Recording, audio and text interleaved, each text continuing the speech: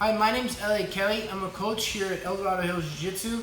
Today we're going to do 4 movements to help counter the sprawl. So let's take a look.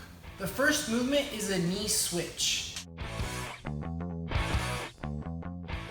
So I'm going to start with my knee down, opposite hand on the mat, and then my foot is up. So my left foot, my left hand is going to be on the mat, and my right knee is going to be up. Imagine that I have the arm or the leg with my arm here, and I'm just gonna switch my knee. At the same time that I switch my knee, I'm gonna bring my knee in.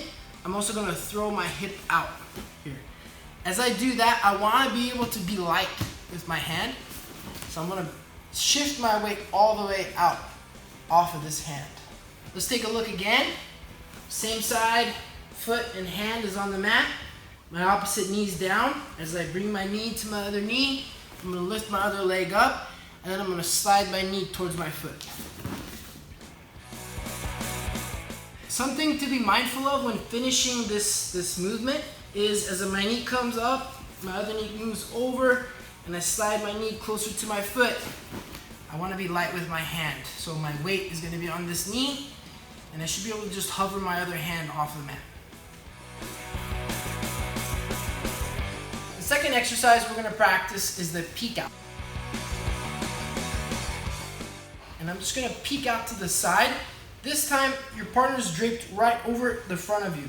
Okay? So he's right in front, and I'm going to come up off of my knees. So I'm in this kind of bear crawl position.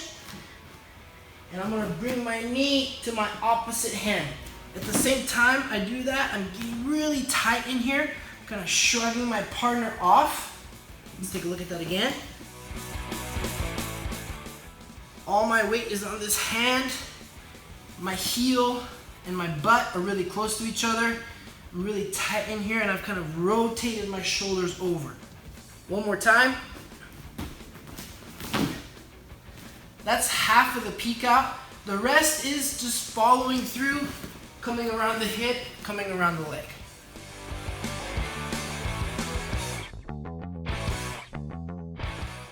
One thing to notice in the peek out is how much I'm coming out to my side. So I'm here, as I peek out, I'm really throwing my hip in, almost hitting my butt to the mat as I spin back around. So don't hesitate. Sometimes you're going to be in here, and then you'll come all the way through. What we don't want to do is to keep going past with our leg and then kind of end up in this position. So I'm staying really tight with the leg that's coming across here. And then once I hit my butt, I'm just going to bounce right off my butt to come around. The next movement is the knee slide. This is pretty basic, so I'm going to have one knee down. This is our penetration step. This is what we would step down with our knee. My trail leg is up right here. And I would have a leg, but I have nothing to kind of hold on to, so the same side knee that's down, my hand's gonna go down. I like to just use my knuckles. If you like to use your hand, you can use your hand, but I'm gonna have my knee down. I'm gonna take a step out pretty far and dig in with my heel and use my heel to throw my hips back in. Notice as my knee travels forward, my hips come in, and I have this nice alignment from my head, shoulders, hips, and knee. It's almost a straight line right here. That's what I'm looking to reset. So when I'm in this position and I start to lose my alignment, my partner's sprawling out, I've lost that straight line. Dig my heel in. As I pull my hips forward, I'm throwing my hips in. Getting head up, back straight, hips in.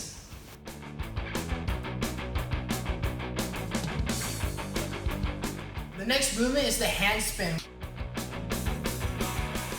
And we can practice this drill a few different ways. One way is to just one hand, other hand covers, and instead of putting my hand flat on the mat, I'm going to kind of cup my hands on the mat.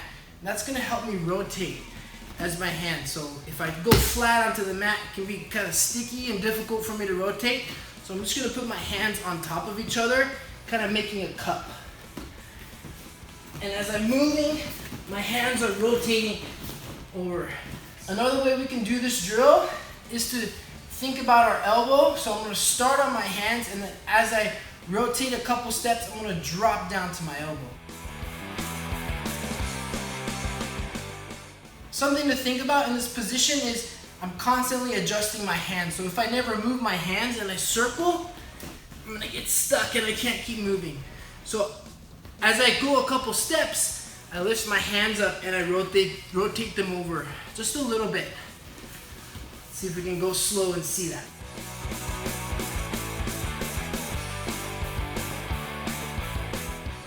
In order to rotate my hands, I need to be able to pick my hands up.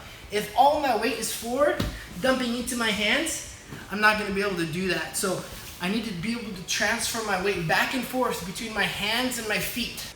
The challenge of this drill is to be able to spin as fast as you can while keeping your hands on top of each other.